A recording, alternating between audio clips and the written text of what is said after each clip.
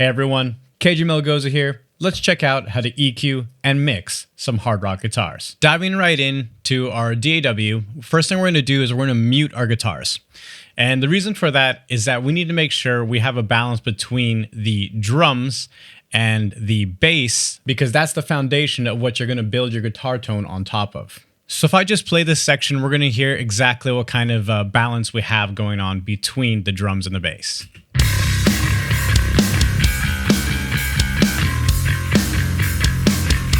For the sake of time, I already balanced these, so I know I like what's going on between those two instruments. So next up, we're going to bring in our guitars, but I'm going to start those off at 0 dB, and I'm going to slowly bring them in to where I hear that they're doing what I want them to be doing.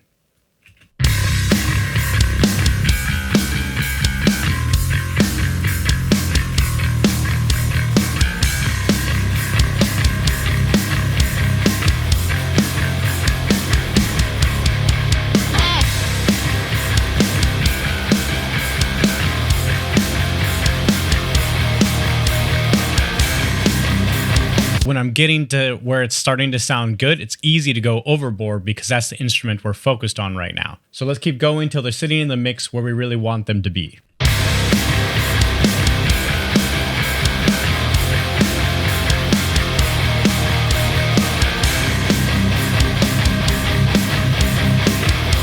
Here I can start feeling they're starting to be maybe almost too overpowering. You want them to be balanced with the instrument sitting in the mix, not on top of the mix.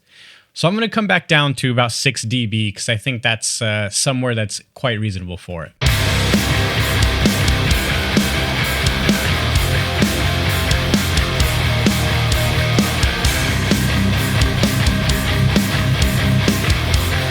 Having your levels balanced is the most important part of mixing. Going on from there, everything's going to be easier and it's going to come together much faster because everything's already kind of sitting where it should be volume-wise. So first we're going to reach for an EQ. And something to think about with guitar tones, if you don't have a guitar tone that you're already, I guess, looking for the song, then you're going to have a very hard time. You don't want to be using EQ to shape the guitar sound. I guess shape is maybe the wrong term for that. You don't want to be using EQ to change the tonal characteristics of the guitar. So if you have a really dull guitar sound, you want to be adding a lot of brightness into it. You're just going to be having a dull guitar with really bright high end added on top, and it's going to get kind of strange. And the same goes the other way. Say you have too bright of guitars and then you take those away, you're just going to kind of be creating dull bright guitars. So if the recorded tones aren't what you're looking for the image of the song, you need to go back to the source. Whether that's a modeler, a plugin, or an amp, you need to start there. And you need to either print it out or you need to re-record it to get the sound that you're looking for. So as you can see, I have no plugins on any of these tracks here. We're just going to put everything over to a bus, all the guitars together, and we're going to open up a good old faithful FabFilter Pro Q3. Okay, so here's where we're going to do our shaping. Plugin EQs have a few different characteristics, or I guess a few different ways they exist. You have zero latency, natural phase, and linear phase in this FabFilter Pro Q3. Zero latency is exactly what you would think it would be. Adds zero latency to what you do when you're boosting or cutting frequencies.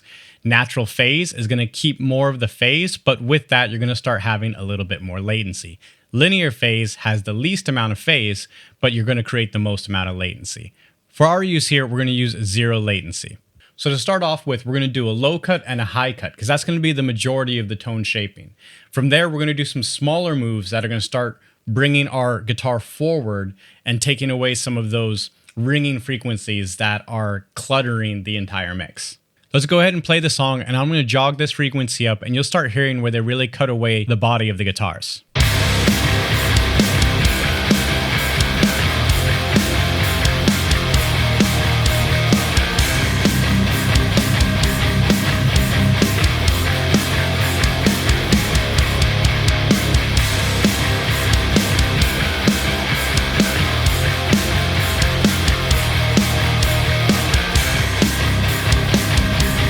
For me, I really like around 80, 90 hertz is where We're not cutting away too much of the low end, and we're keeping what we want in that part of the guitar. Using the high cut in the EQ with the guitars, we can determine how much brightness and hiss we're going to have in our guitars. Maybe that's not the best way to say it, at least the balance between the brightness that we're going to have with the actual guitar tone, which comes a little bit more in this mid region here. So we're going to bring that down, and you can hear exactly what's happening as that happens.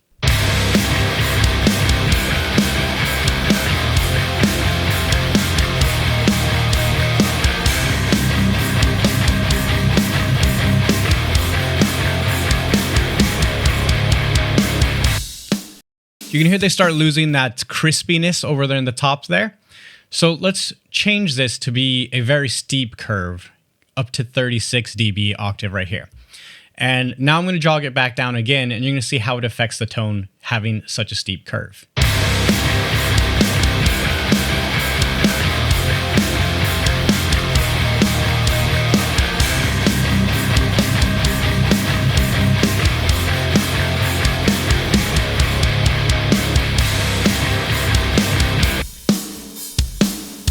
As you can see, that plays quite a big role.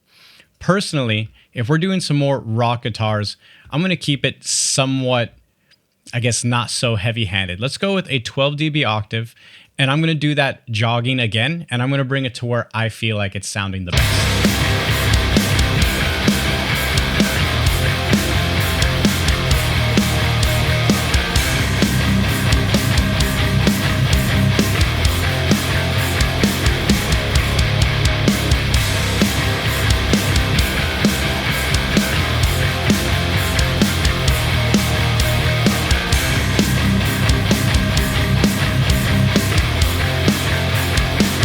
Now I'm going to toggle this EQ on and off so you can hear exactly what we've done just adding this high cut and this low cut.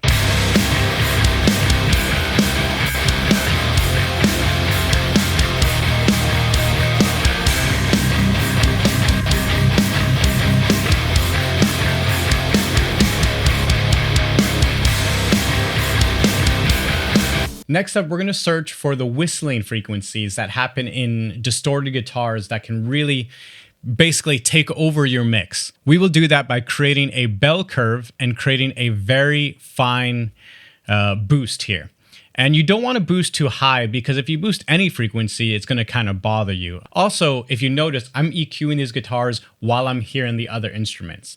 Personally, I don't like to do too many moves, especially like this, when I'm not actually looking at the entire mix, or at least most of the mix. Let's start again. Let's go around 6 dB or so with this really tight cut. And I'm going to kind of just find some frequencies that really help open up this guitar.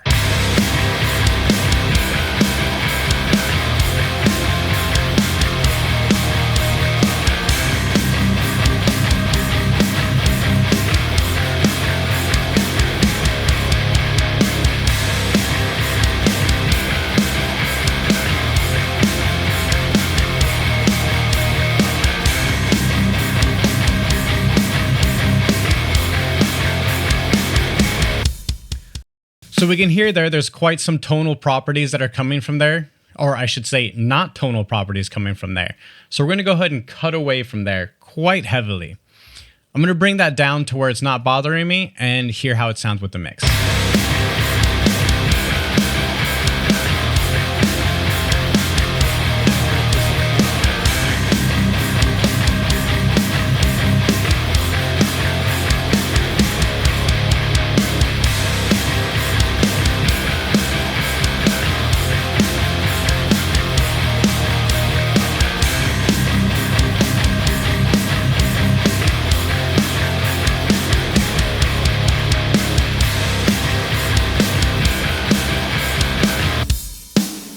All right, let's find the next frequency.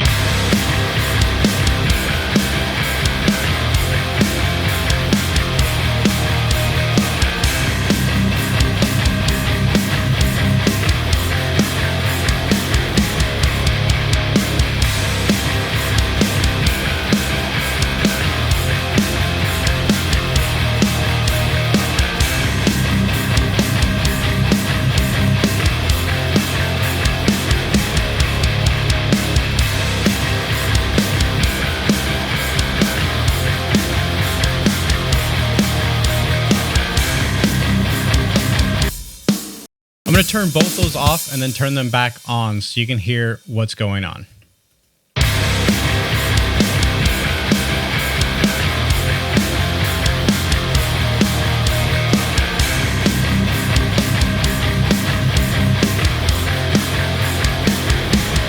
You want to be careful of how many of these tight cuts you do, because the more of them, you're going to have less life in your guitar. All right, let's find, I think there's maybe one or two more that are really bothering me. So let's keep going.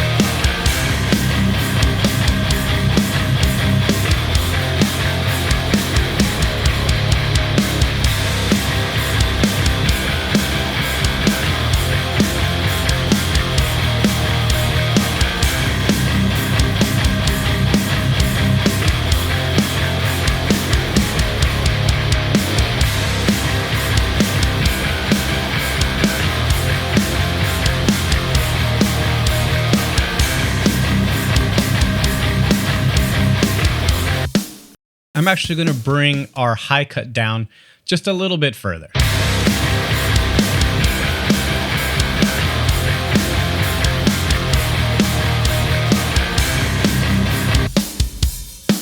Now let's toggle those on and off, at least the entire FabFilter Pro Q here, and let's see what we're sounding like.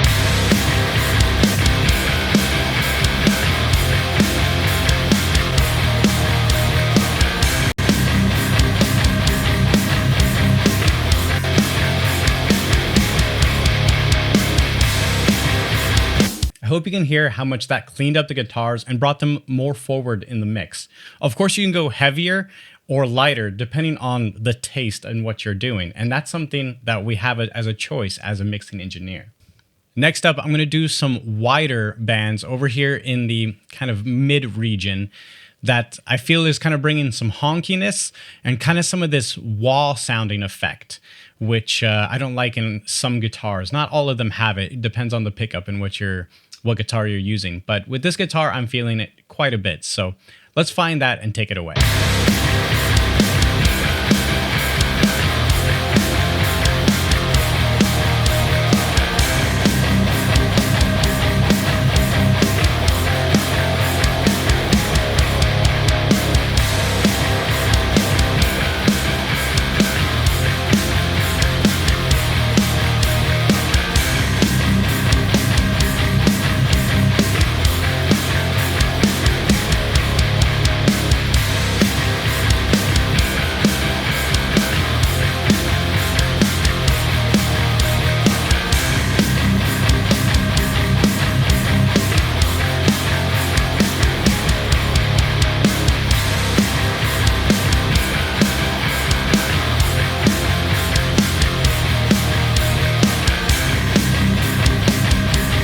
Around 900 in most instruments, you kind of have this papery radio frequency.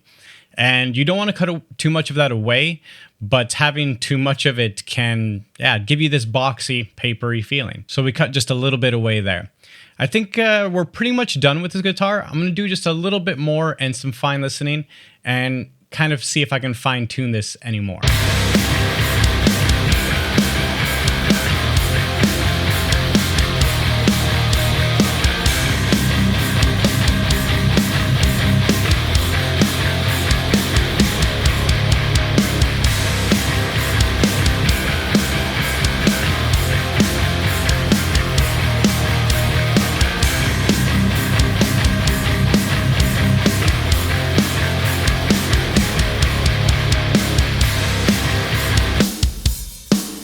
All right, I think it's sounding pretty good. Let's toggle it on and off and make sure what we did is actually something we want.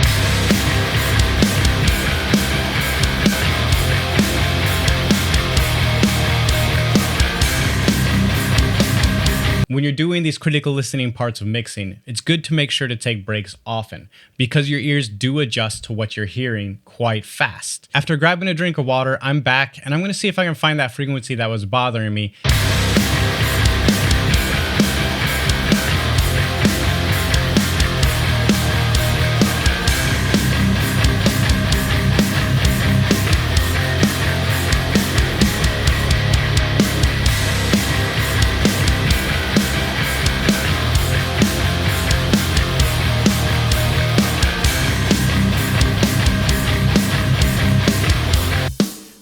Okay, and something I like to do is highlight all these tiny cuts I did, and I'm going to jog the gain up and then down, or actually down and then up to make sure I'm cutting things I want away, and possibly I want a little more away or a little less.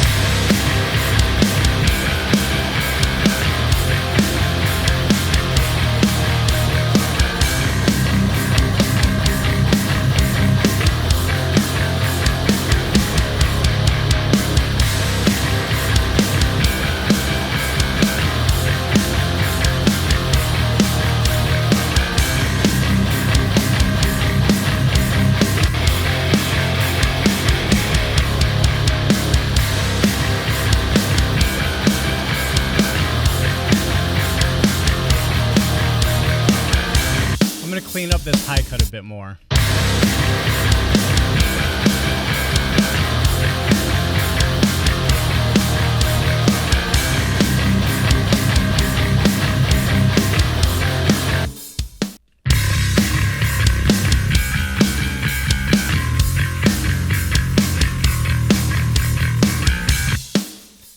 I think some of these problems are actually coming from the bass. Oops, sorry about that. Let's put that back where it was.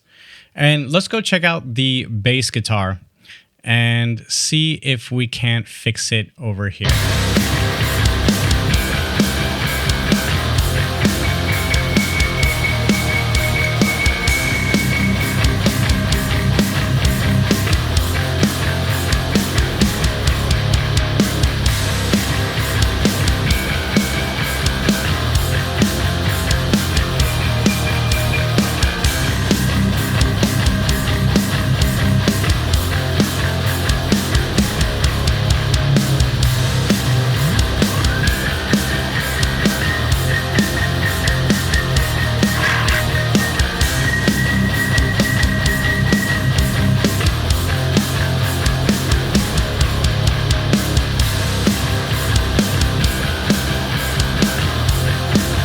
Now I could switch to the Pro Q, but I already had this EQ open here. I kind of found it's coming from the bass there. Now that we have that, let's hear how it sounds if we put our vocals on top and what we're sounding like in this mix. And we'll take it from a little bit earlier in the song as well. Hardcore for the punk, for the grind, for the shit that we've all been through. Raise your fist for the hardcore, for the lies, for the hate, for the bastards in blue. Raise your fist for the hardcore, for the punks, for the grind, for the shit that we've all been through. Raise your fist for the hardcore, for the hate, for the lies, for the bastards in blue.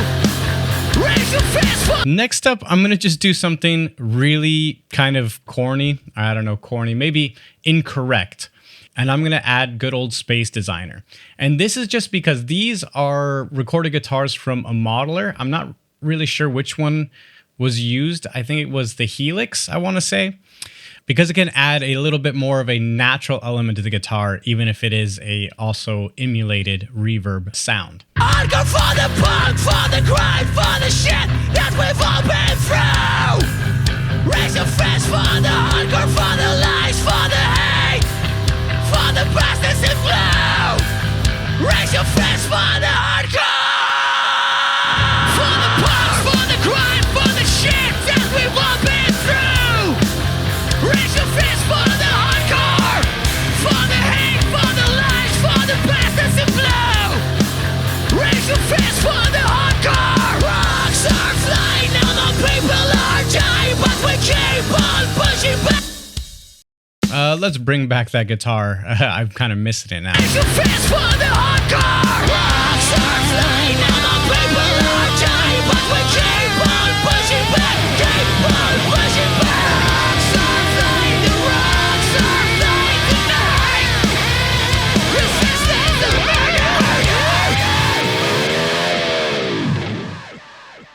Well, that gets me to a point where I'm feeling pretty good with these guitars, and I would go forward mixing the other elements of this song. After that, I may come back and revisit it, or I may revisit while I'm doing that. But that's it for this episode. That's how to EQ and mix hard rock guitars. Till next time, stay heavy. For the punch, for the grind, for the shit that we've all been through. Raise your fist.